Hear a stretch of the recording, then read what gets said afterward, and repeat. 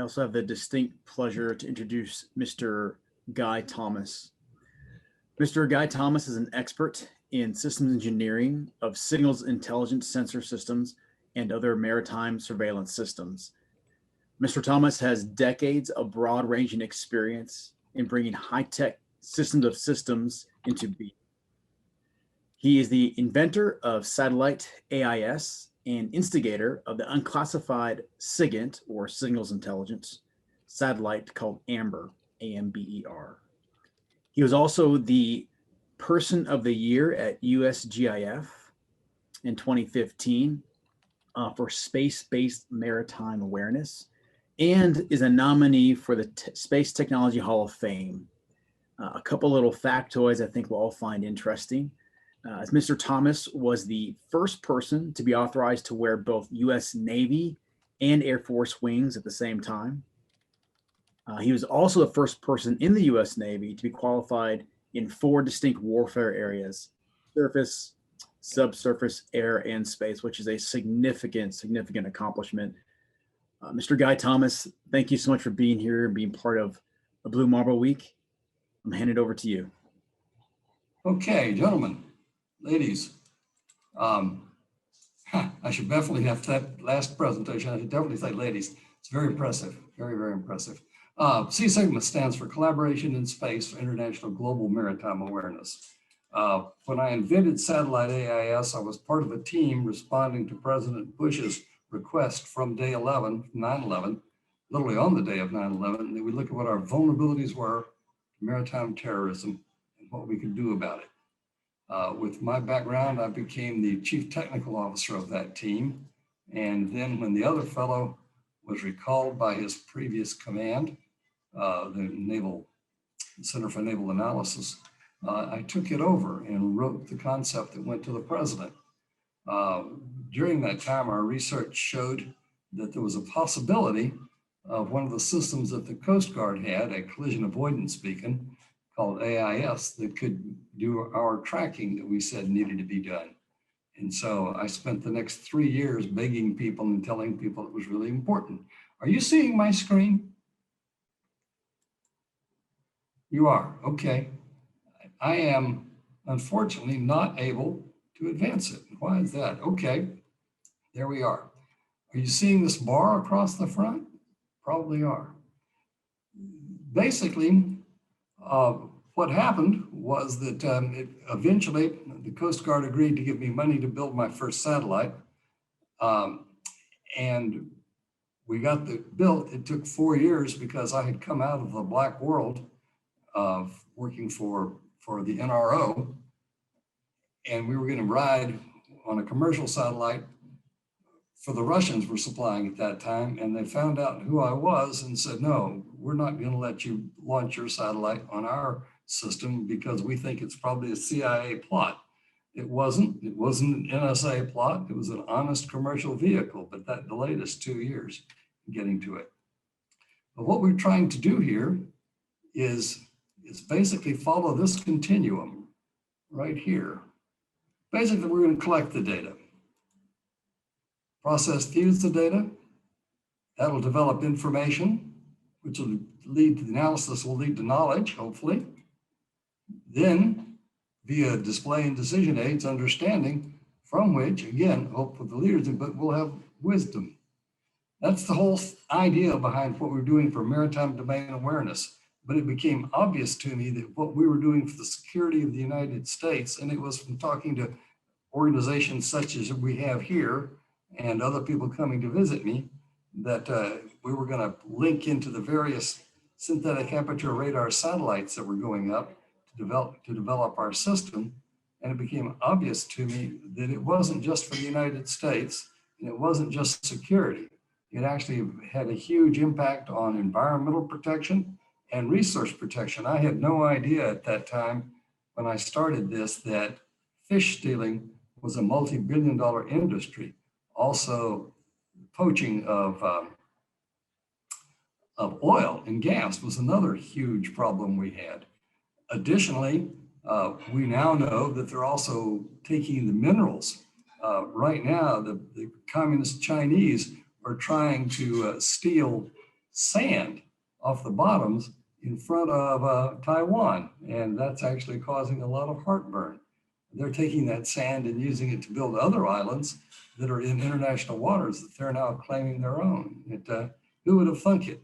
But space systems are doing a great job of detecting all that, and they're commercial space systems. The idea of what's going on today is that we have about 175 copies of my receiver in space. We also have about 20 synthetic aperture radars in space. We're probably not going to get too many more satellite AIS systems in space, but we're going to get several hundred radar satellites in space in the next 2 years. Imaging satellites, somebody mentioned Planet Labs. They have 100 satellites in space. There's another 300 up in space other people have. And of course, the new systems that are out there are the signals intelligence satellites. Right now, there's 4 companies building, either have built and launched or are right on the edge of building. They are Hawkeye 360, Kleos, Horizon Technologies, and Unseen Labs. Add those into the synthetic aperture radars and the imaging satellites that are up there, the AIS satellites that are up there, and you'll be able to develop a very accurate maritime domain awareness system. This is a slide here that I wrote for the leadership of the Navy and of the Coast Guard to let them understand, and the Department of Homeland Security when it came to be, what we have here. We have the maritime domain. We have various organizations in the United States, the National Maritime Intelligence Center, the Joint Interagency Task Force, the Maritime Fusion System, and the Air and Marine Interdiction System. The maritime domain basically has entities in it that give off phenomenologies that are collected by the Department of Defense, Department of Homeland Security, civil systems, and commercial systems. And of course, there's our private partners. They basically sense what's going on in the maritime domain, send it to various processing to normalize the information, which sends it to the appropriate fusion center for decision. And one of them says there's a threat or a target out there. And you send it to the appropriate spot. The local person, the sector, which is a group of locals, think of a state, district, even bigger, makes the decision to arrest. If it's an arrest situation, pollution, environmental damage, resource theft, it's probably the United States Coast Guard to lead the United States. If we need, it's an existential threat, such as, and we originally were very concerned about people bringing in weapons of mass destruction, be they chemical, biological, or nuclear, in the times immediately after 9/11. How to make all this work? You need a backbone called a collaborative information environment. And you notice a lot of this is white, but there's one area up here that's black.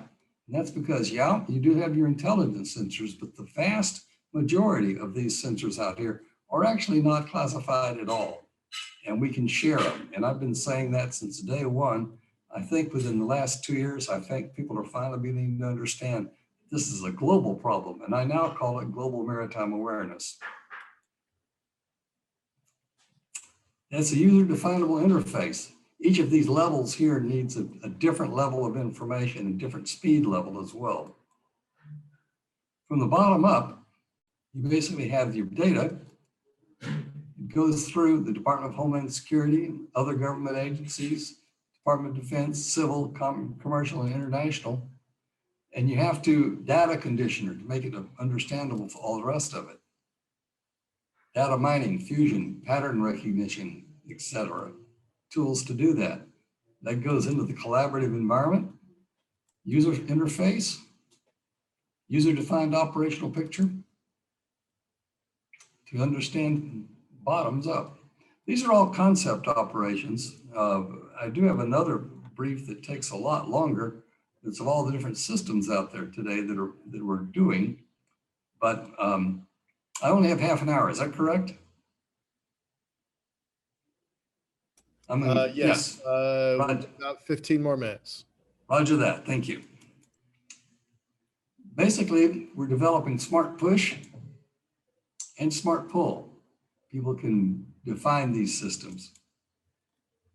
This is the common virtual distributed database that has now been built by the National Naval Research Laboratory and several other people. There's also a lot of civil people doing much the same thing. At this time, this was how we were going to plan to defeat the Soviet armed forces originally, but then the Russian or anybody else. These are organizations, not organizations, tools built in the classified world. Back in the mid-90s, we had between the mid-90s and 2001, 2002, we had spent something on the order of $105 million to build these classified tools. My point was, when I was giving this to classified people, saying, this is what each of these did, we need to do it in the entire way, the maritime domain awareness. To build that common environment that I mentioned, we also needed to build smart agents, AI tools for sensor integration, for anomaly detection, and for data mining. These up here is a list of various databases that we have.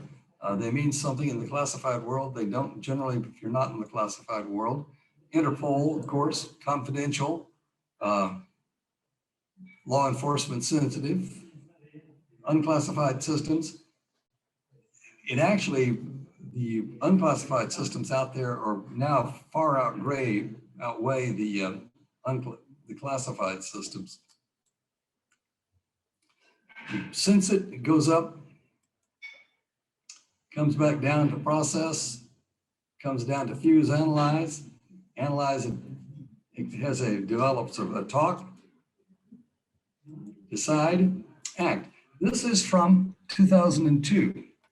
And we're there today. What I'm saying is that we now have this capability. There are many different companies out there building these tools. I could name them, but I'm sure I'd leave one off and offend a friend of mine. I've been working this field actually now since 1965.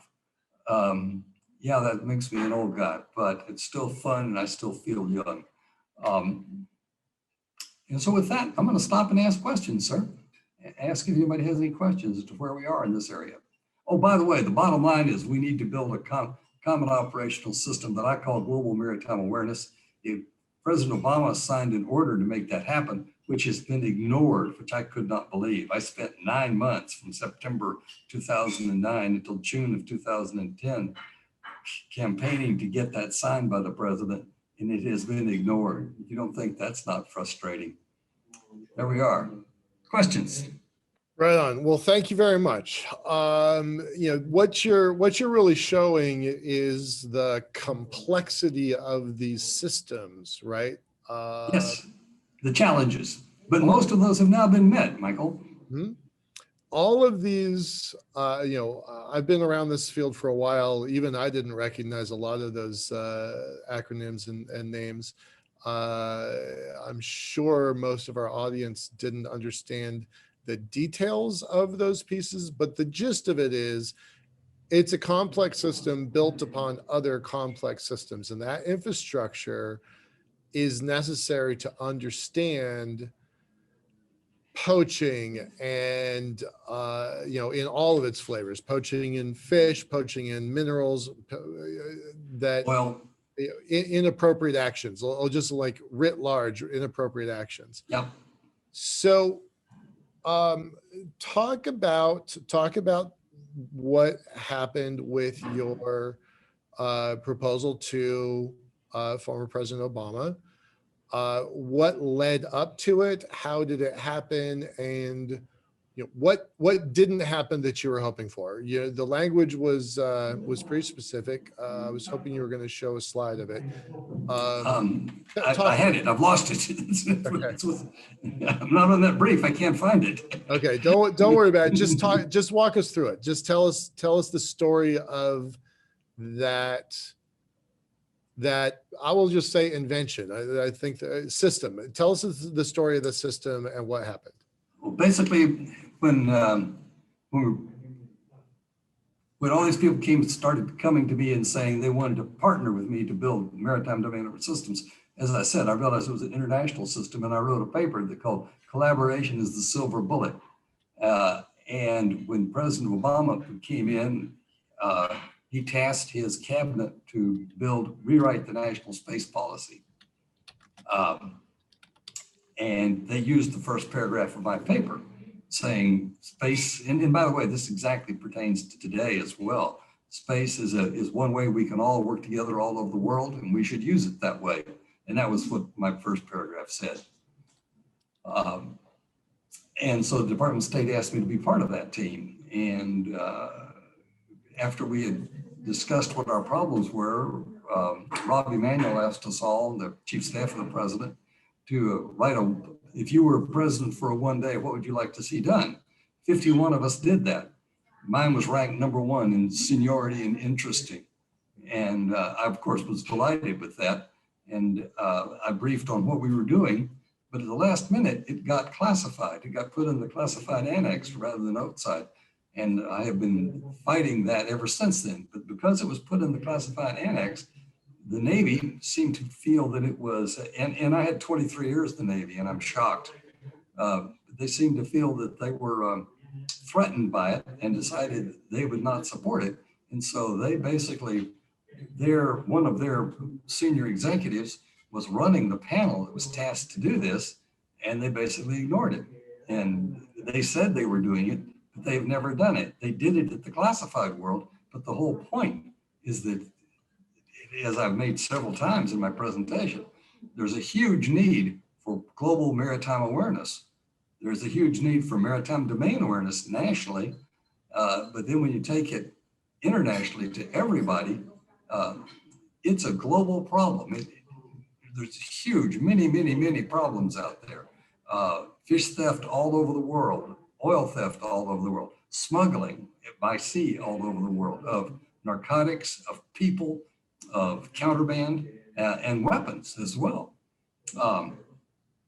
So it's a big problem. And I am hoping, and I've written my congressman and I've continued to lecture on it, that eventually we are going to implement what I now call global maritime awareness. A lot of people say, well, that's maritime domain awareness. Well, maritime domain awareness is generally each nation or each group of nations is doing it. This needs to be international. Would it be fair to say that this would be analogous to how GPS has really transformed, I will say the terrestrial part of the world, the dry land part of the world, that this sort of system would have an impact in the watery parts of the world? It would be more than GPS has ever even dreamed of. Satellite AIS has actually had a bigger impact on the maritime world than GPS did. But satellite navigation, invented by Johns Hopkins, where I also used to work for 9 years, changed the maritime world in allowing us to be more certain of where we are. But it didn't change how we do business. This actually is going to require us to change the way we do business. And that's what Satellite AIS has already done. For instance, we all know who Michael Bloomberg is. He bought my system and told us to not tell anybody about it, very first thing. And for 2 years, 2008, 2009, he controlled the commodities market. Wow. Because he knew where all of the ships were. And he made billions off of that. And people eventually figured it out. And everybody does it now. But there's a huge number of ships maintenance is now determined by the numbers of miles you log on your ship in various temperatures and salinity of water. That tells you when to bring your ship in to have its bottom scraped. That was one I'd never frankly thought of. Right. To change the oil in your engine because you now know how fast you've gone. You can compete with that. Very accurate navigation of what the people around you are doing allows you to avoid storms or if there's problems. For safety, for instance, you're able to gather much quicker because you now know where every legal ship is in the world every minute. Well, and let's put some boxes around this, right? It's not as if maritime transport is trivial. The whole world depends on getting stuff from where it is to where it needs to be on time, every time. Yep. I live in Tacoma, right? Tacoma is one of the largest ports on the whole West Coast. And Yep. this whole region depends on what is moving from where it is to where it needs to be. You could, if you suddenly had blinders on and didn't know that there was a global virus circling the world, you could drive down the hill and see all of the ships, empty ships outside in the bay, waiting for something to do. And that by itself is enough of an indication there's something wrong with the global economy. Yep. Right. So this stuff is not trivial.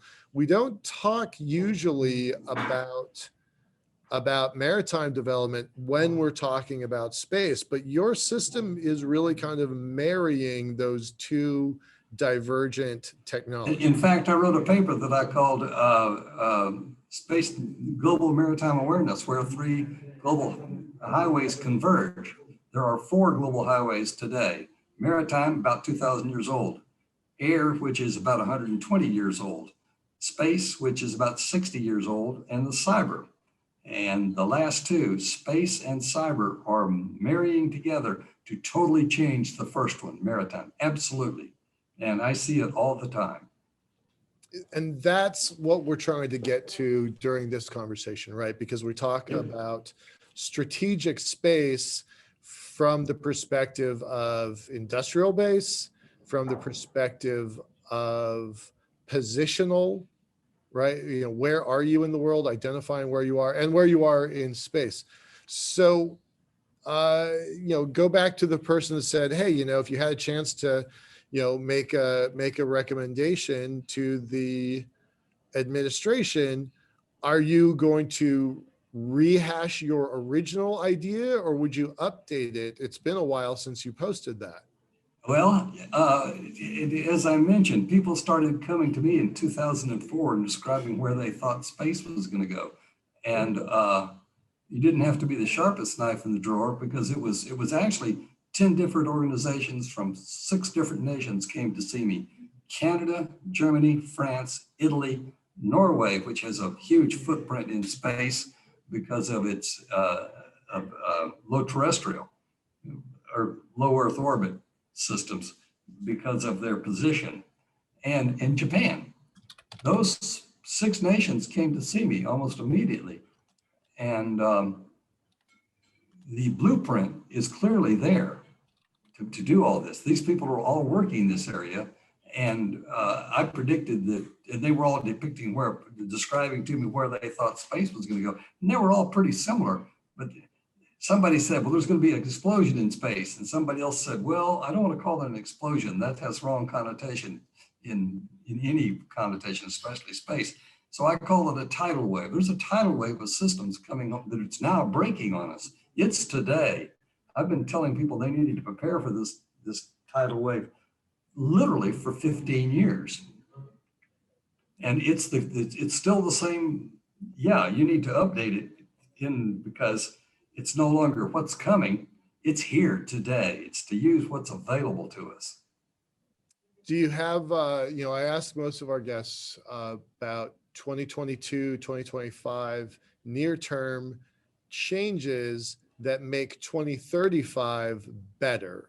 So we only have about a minute and a half left. Tell me what changes you would make next year and the year after that makes 2035 better. Well, it's the technology is here. The hard part is the governance. We need to make people aware of how the benefits of us all doing this together. It really is a global problem, and I'm a proud American. I'm worse than that. I'm a proud Texan. But I see this as something that's far, far greater than the United States. And it's not technology. It is, we all need to work on this together. And in fact, I've written my congressman in impassioned emails in the last about a week apart saying, and he hasn't answered me back. I'm about ready to ask a friend of mine that works at one of the radio stations in Baltimore, where I now live. When I worked at Hopkins, I moved there and never left. Say we need to do something about this. We really do. Update. Okay, Guy, thank you so much for your wisdom. Appreciate it very much. Going to pass it over to Jordan. Thanks a lot, y'all. Appreciate it. Yep. Thank you. Thank you. Thank you very much.